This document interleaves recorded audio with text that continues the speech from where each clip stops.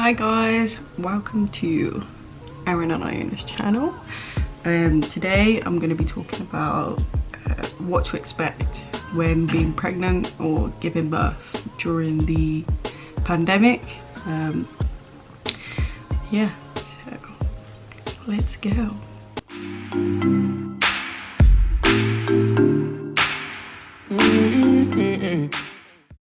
Before I start the video, I just want to let you guys know that this is just going off my experience of what I experienced when being pregnant and giving birth.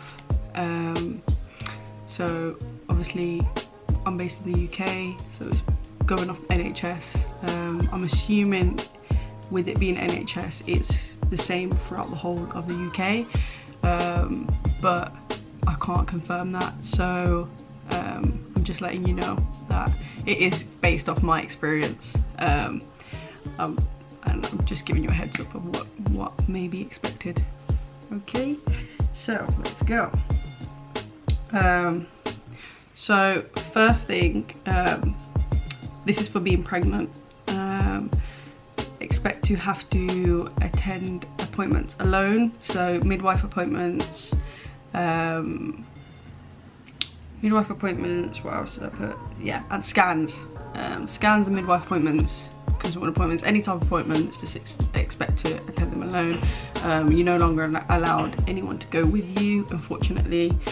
It is quite sad. When I went to my last appointment, I had to see a consultant, and yeah, I had to go alone. And when I went into the hospital, you can see like everyone else, all the other pregnant ladies alone. It was quite sad. So just expect to have to attend a point. If you don't know already, you've probably been told already by your midwife, etc. But yeah, you do have to attend appointments alone. Going on to my next point, you're only allowed one birthing partner. So, which was very upsetting for me because I really wanted my mom there, and unfortunately I wasn't able to have her there.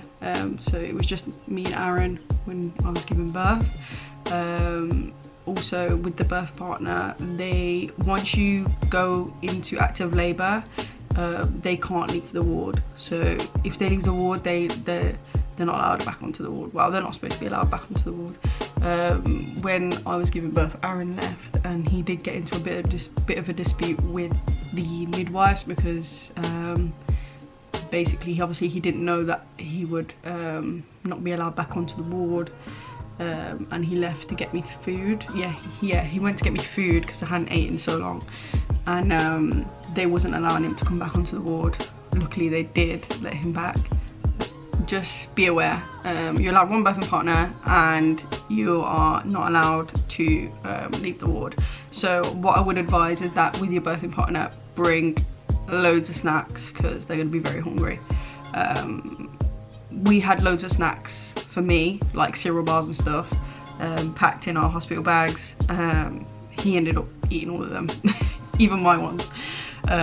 So yeah, so just make sure that you're prepared and you stock up on your snacks. Right, also,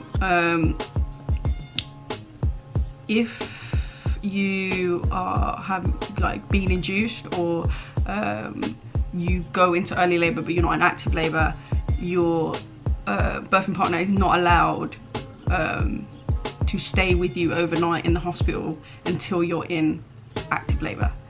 So when I was in the hospital, I went into the hospital on a Wednesday, and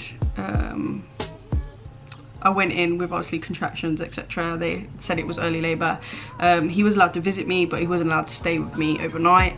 It's not until Friday night that they established active labour that they said, okay, he can stay. So just expect that. Unfortunately, yeah, they can't stay with you. It's quite sad, but yeah, it's just the way it is, unfortunately. Also, when you enter a hospital, they will ask you if you've got symptoms, for example, obviously the coughing, fever, etc. Standard, that's standard, of course they're going to ask you that. Obviously when I was on the ward giving birth, I did ask the midwife, like, if someone was to have the virus, what's like protocol, like what happens, and she said that they have like an isolated room ready for someone if they do have it, but luckily they didn't have any cases. They hadn't known to have any cases on the ward, on the maternity ward, so that did put my mind at ease when I was giving birth. But yeah, they do obviously have some sort of plan in place if someone was to have it. But yeah, just expect to be asked the questions and stuff like that of if you have any symptoms and stuff, and expect to be asked by near enough everyone, because I was asked so many times of different midwives, doctors, consultants, etc. Yeah, just expect that. Also, what else did I put?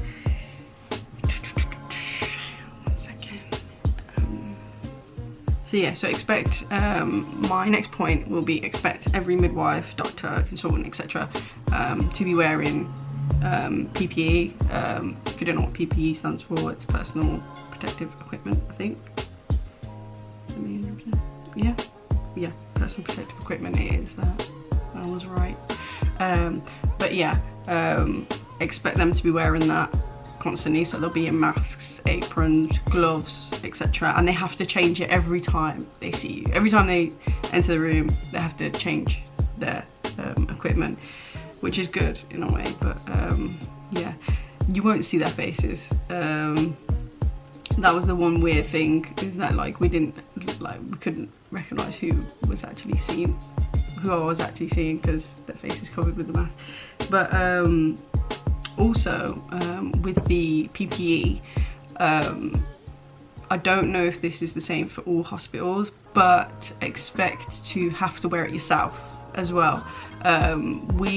Because our baby girl was born early, she was born at 35 weeks, she had to go to the special care baby unit for like 24 hours, and when we were visiting her, we had to put on masks, aprons, etc. When we went in to see her, but that was only for the special care unit. It wasn't for the actual maternity ward. So when I was recovering and stuff, I didn't have to wear it, but when I was going to see her, I did have to put on the masks and stuff. So just expect that. It might be different, it might not, but yeah, that's something that I had to do, and also Aaron had to do that as well. Also for women that are pregnant, expect birth plans to not go to plan.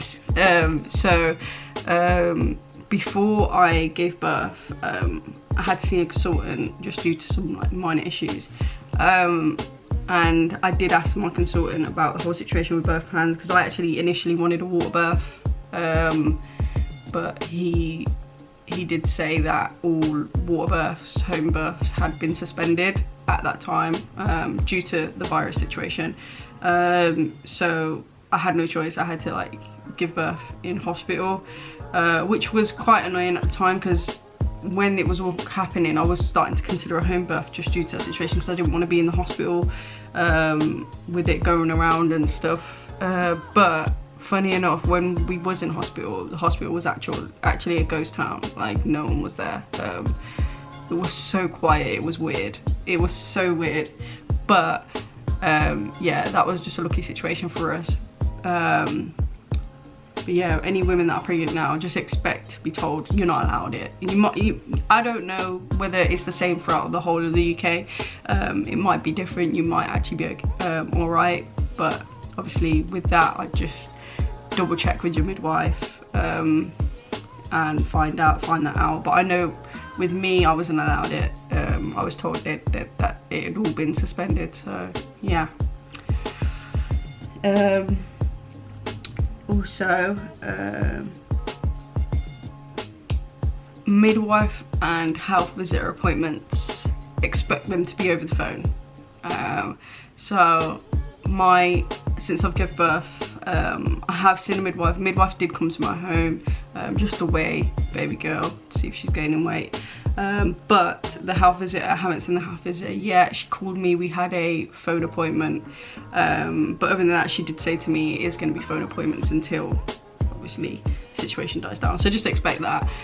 Expect a possible delay in having to register your baby, because when we was in the hospital, she told us that we weren't going to be able to register, so she's actually not registered yet. We're just waiting for that now. She said to keep checking the Gov website, but yeah, at the moment we're not actually able to register our little baby girl. We're just waiting for that, so that's another thing to expect. You may not be able to register your baby straight away. Depends really, I'm not sure again with the UK, but this is just me going off my experience. But yeah, I know it's a worrying time for a lot of pregnant women having to go to hospital appointments, etc. But just continue to follow the rules, wash your hands, don't touch your face, obviously social distancing is key, and just try to stay safe through this situation, and trust in the NHS really. I do hope this video helped. Just answer some questions that you may not know, because I know that before I gave birth I had so many questions about what to expect and I didn't have a clue. So I really hope it has helped some women to wow, I really hope it's answered a couple questions for you guys. You may not have the same experience as me, but I just thought I'd let you know what I experienced, just to give you a heads up. But yeah, if you did enjoy this video, please like and subscribe, and hopefully we'll be back again with another video soon. If you guys do have any more questions that you may want to ask me about my experience, etc., feel free to contact me via my Instagram. I will put it on the screen. Instagram, Twitter, yeah, I'll put them on the screen. Just message me, send me a message, and I'll let you know a bit more if you have any more questions that I may not have answered, or etc. But yeah, see you guys soon. Stay safe, stay home, and keep washing your hands. Yeah.